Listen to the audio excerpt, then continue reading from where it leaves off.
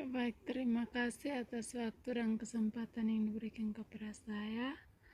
Perkenalkan, nama saya Mesti Tasik, kelas C, semester 6, tugas pendidikan anti korupsi.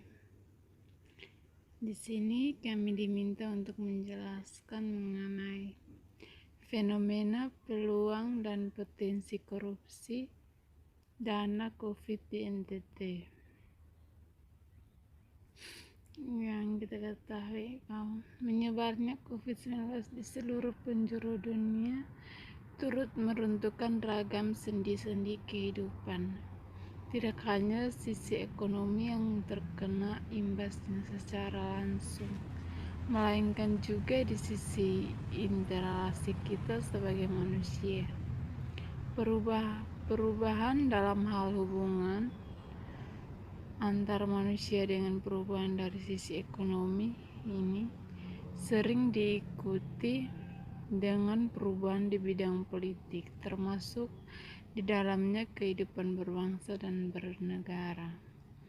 Ragam persoalan sehari-hari pun perlu dicermati dan dicarikan solusinya dengan pendekatan-pendekatan yang baru.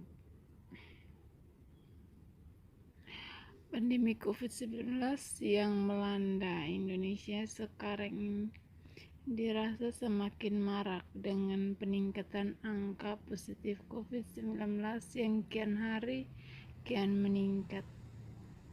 Berbagai masalah yang bermunculan menyebabkan semua jajaran pemerintah, mulai dari pemerintah pusat, provinsi, kabupaten atau kota, bahkan tingkat kelurahan atau desa, menyatakan perang melawan COVID-19. Ekonomi masyarakat yang makin kacau, bidang pendidikan tersendat-sendat, masalah sosial muncul di mana-mana. Untuk mengatasi situasi ini, pemerintah melakukan berbagai upaya. Salah satunya adalah bantuan dana penanganan COVID-19.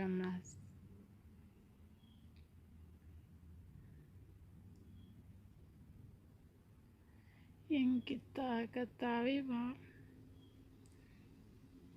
dana desa adalah sejumlah anggaran dana yang diberikan kepada desa dari pemerintah. Dana tersebut berasal dari anggaran pendapatan dan belanja negara atau APBN, yang merupakan sumber dari dana perimbangan keuangan pusat dan daerah. Jumlah yang diterima paling sedikit adalah 110% dari APBN. Alokasi dana yang diberikan harus digunakan secara konsisten dan terkendali. Setiap kegiatan yang membutuhkan alokasi dana desa melalui beberapa tahapan proses perencanaan, pelaksanaan, serta evaluasi yang jelas dan berdasar prinsip. Segala bentuk laporan yang dibuat harus transparan dan dapat dipertanggungjawabkan. Manfaat dana desa itu, dana itu diprioritaskan manfaatnya untuk membiayai pembangunan dan pemberdayaan masyarakat guna meningkatkan kesejahteraan masyarakat desa, kualitas hidup manusia, serta penanggulangan kemiskinan yang dituangkan dalam rencana kerja pemerintah. Namun, korupsi bansos ini sangat jahat karena secara tidak langsung memotong bantuan yang dibutuhkan orang miskin yang sedang terdampak pandemi COVID-19. Masyarakat merasa sakit hati atas pengkhianatan amanat berupa korupsi bansos di kala pandemi seperti sekarang ini. Mungkin ada celah sehingga menyebabkan dugaan korupsi terhadap penyaluran bansos karena ada mekanisme penunjukan langsung pihak-pihak yang bertanggung jawab terhadap penyaluran bantuan ini. Dengan penunjukan secara langsung di Kemensos yang memang tujuannya bisa dipahami dan dibenarkan oleh peraturan perundang-undangan agar bisa mencapai tujuan cepat. Itu tidak aneh kemudian.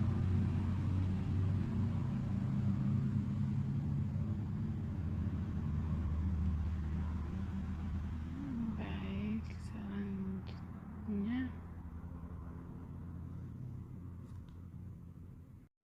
Hal ini merupakan titik rawan yang kemungkinan membuka peluang untuk terjadinya ketidaktepatan kebijakan dan membuka peluang terjadinya korupsi secara legal. Sampai saat ini belum ada aturan terperinci yang mengatur sejauh mana refocusing dan realokasi bisa dilakukan dan mekanisme pengawasan agar refocusing dan relokasi dilakukan benar-benar untuk menangani kedaruratan pandemi COVID-19 ini.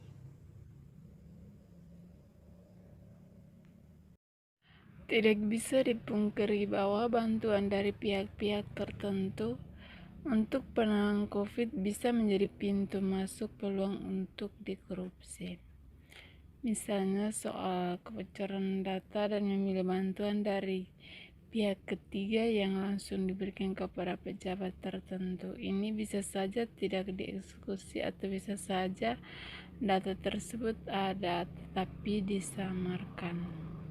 Masyarakat juga perlu untuk menghilangkan kebudayaan tertentu yang dianggap lazim dibuat, seperti istilah uang pelicin agar dimasukkan datanya sebagai calon penerima bantuan dan bantuan dari pemerintah. Oke, baik, sekian dari hasil penjelasan saya mengenai peluang korupsi. Sekian dan terima kasih.